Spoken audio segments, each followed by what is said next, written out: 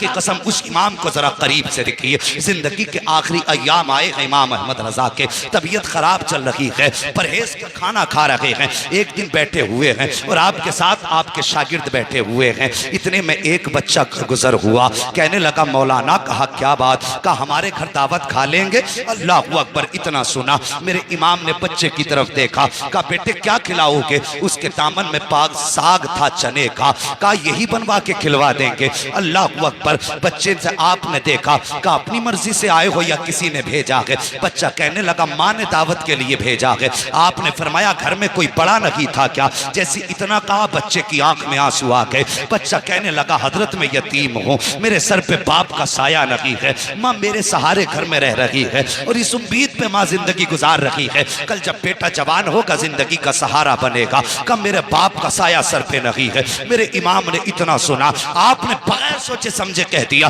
बेटे हमें तेरी दावत मंजूर है, कब खिलाओगे। बच्चा कहने लगा माँ से पूछ के बताऊंगा। बच्चा फिर वापस आया, ये कोई दूर की बात नहीं है बल्कि बिहारीपुर पुलिस चौकी की बात है। उसी ढाल पे वो यतीम रहा करता था। बच्चा फिर सौदा गिरान आया, आके कहने लगा बड़े मौल साहब, कहा क्या। मेरी माँ ने कहा है कल दोपहर की आपकी दावत है, कल दोपहर आके हमारे घर पे खाना खा लेना। अब सुनो इमाम अहमद रजा कौन है। अल्लाह अकबर, जब अगले दिन आया है, दोपहर का वक्त आया है, आपने अपने शागिर्द से कहा चलो कल जो बच्चा दावत करके गया था आज उसके यहाँ खाना खाने के लिए जाना है। जब पहुंचे हैं बिहारीपुर ढाल पे आला हजरत, वही उस बच्चे का मकान था। दरवाजे पे दस्तक दी, आवाज आई कौन, का बड़े मौल साहब आए हैं, कल दावत करके आए थे। इतना सुना बच्चा घर के अंदर से एक बोरिया लेकर के आया, टाट का टुकड़ा लाया। लाने के बाद कि आला हजरत की बारगाह में पेश किया, कहा लो मौलाना इसे बिछाओ और बैठ जाइए। घर के आगे स्लिप की जगह पर आला हजरत ने वो बोरिये का टुकड़ा बिछाया है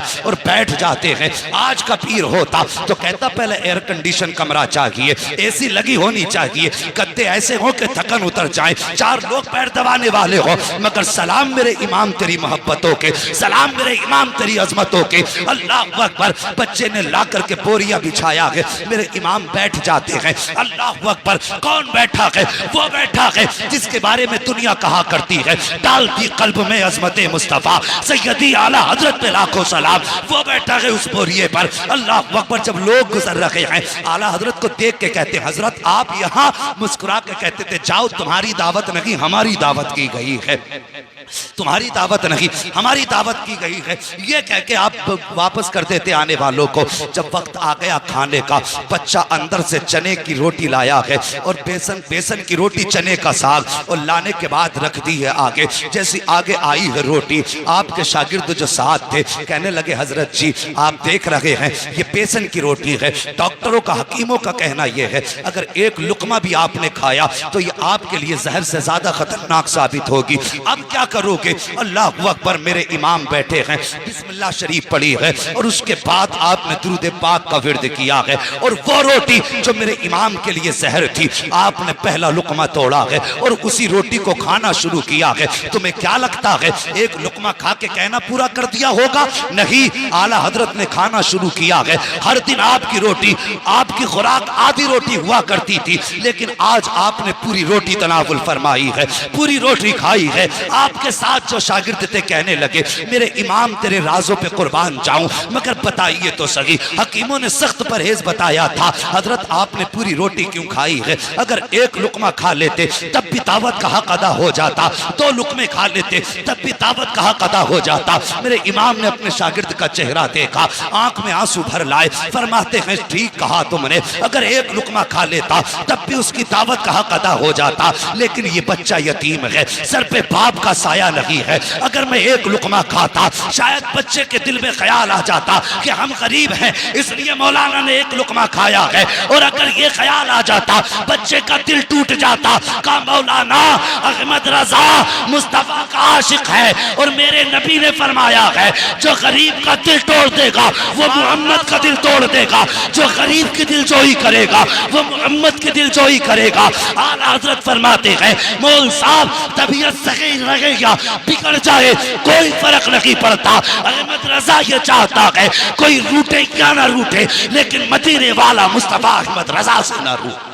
नारे तकबीर, नारे रिसालत, उलमाए अहले सुन्नत, मसलके आला हजरत मसलके आला हजरत हजरत अल्लामा मुफ्ती हम्माद साहब किबला, हजरत अल्लामा मुफ्ती हम्माद साहब किबला। नारे तकबीर, नारे रिसाल। अल्लाह अकबर। जहां गुफ्तार में सुन्नत थी वहां किरदार में भी सुन्नत थी। उन्होंने तबीयत की परवाह न की, मुस्तफ़ा की शरीयत की परवाह की। दावत देने यतीम आया था, इसलिए मेरे रज़ा ने अपनी जो खाना खाया उसकी दिलजोई के लिए परहेज की फिक्र न की। और खुदा की कसम ऐसी कितने वाकयात मेरे इमाम की ज़िंदगी से मुंसलिक हैं। और लोगों, मैं कहता हूँ हम नसीब वाले हैं जो खुदा ने हमारे मुक़द्दर महमद रज़ा रखे हैं। हाँ, नसीबों से मिला करते हैं। खुदा की कसम, हम जो इश्क है ना सीने में, आज जो सब शायर कहते हैं, हर मोमिन कहता है नात खानी मौत भी हमसे छुड़ा सकती नहीं, कब्र में भी मुस्तफ़ा के गीत गाते जाएंगे। अगर ये इश्क का चराग जला है ना सीनों में तो सिर्फ बरेली की वजह से जला। हाँ, बरेली की वजह से जला। मैं ज्यादा बड़ी बात नहीं करता, अरबाब मिंबर की तवज्जो चाहिए। बहुत बड़ा चैलेंज करने लगा हूं उन लोगों के लिए जो आला हजरत को मानने से इनकार करते हैं, जो उनके खिलाफ भौंका करते हैं। मैं कहता हूं एक छोटी सी बात, सिर्फ आला हजरत की तसनीफी कारनामे को हटा दो। जो आपने 1000 से ज्यादा किताबें लिखी हैं उन्हें हटा दो, और हटाने के बाद मुझे बताओ अहले सुन्नत के पास बचता क्या है? बस आला हजरत की तसनीफात हटा दो और फिर मुझे बताओ आला हजरत के बाद हमारे पास है क्या? अगर कोई कहे ना बहार शरीयत है तो वो भी आला हजरत ही की है। हाँ, वो भी आला हजरत ही की है। अगर कानून शरीयत भी उठाओगे तो आला हजरत की है। बहुत बड़ी बात नहीं करता। अगर आला हजरत की किताबें और उनकी तसनीफात हटा दो तो एक माई का लाल ऐसा नहीं जो उनकी तहरीर छोड़ के वहाबियों से मुनाजरा कर सके। ये जो बकबक करते हैं ना आला हजरत के खिलाफ, वहाबी भी जब फतवा देते हैं ना तो फतावे रज़विया पढ़ के फतवा दिया करते हैं। इनके बापों ने ऐसी किताब ना लिखी जो दुनिया की जरूरतें पूरी हो जाती।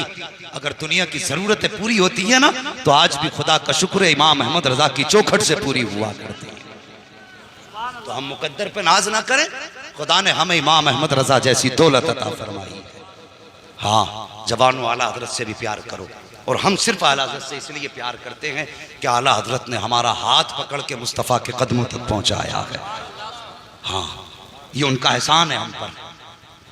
बस अल्लाह करीम मेरे बोलने में अमदन साहब लफ्ज़न जो लफ्ज़ें ख़ताएँ हुई हों, मौला करीम उन ख़ताओं को माफ़ फरमा दे। हाँ, और मैं बात कह दूँ, जब कोई गुनाह सरी ही हो जाता है तो फिर उस गुनाह का इजहार करके तौबा लाजिम होती है। हाँ, अभी एक साहिब की ज़बान से जुमला निकल गया था कि हम अगर नेकी भी करते हैं तो अल्लाह की मर्ज़ी से, और गुनाह भी करते हैं तो अल्लाह की मर्ज़ी से। हाँ, गुनाह भी करते हैं तो अल्लाह की मर्ज़ी से। ये जुमला गलत है, तौबा लाजिम है। इसलिए कि अगर हम नेकियां करते हैं तो अल्लाह की तौफीक से, और गुनाह अगर करते हैं तो अपने नफ्स की वजह से। हाँ, ये हमारे शामत नफ्स होती है, ये हमें उभारता है। सिर्फ नेकियों की तौफीक अल्लाह देता है और गुनाह अपने नफ्स की वजह से करते हैं। इसलिए तौबा लाजिम थी। बस सारे लोग इस गुनाह से भी तौबा कर लें, कलमा शरीफ भी पढ़ लें, सारे लोग पढ़ें ला इलाहा इल्लल्लाह मुहम्मद रसूलुल्लाह अस्तगफिरुल्लाह रब्बी। सारे लोग पढ़िए अस्तगफिरुल्लाह रब्बी मिन कुल्लि ज़ंबिन व अतूबु इलैह। या अल्लाह, हम अपने हर उस गुनाह से तौबा करते हैं जो हमने जाने और अनजाने में किए। मौला हमारी तौबा कबूल फरमा। बस जो हुए गलत उनको माफ़ फरमाए रब्बे कायनात। ज़िंदगी ने दिया साथ तो फिर होगी मुलाकात। चमन रहा फूल खिलेंगे, ज़िंदगी रही फिर मिलेंगे। मुसाफिर हैं हम भी, मुसाफिर हो तुम भी, किसी मोड़ पर फिर मुलाकात होगी।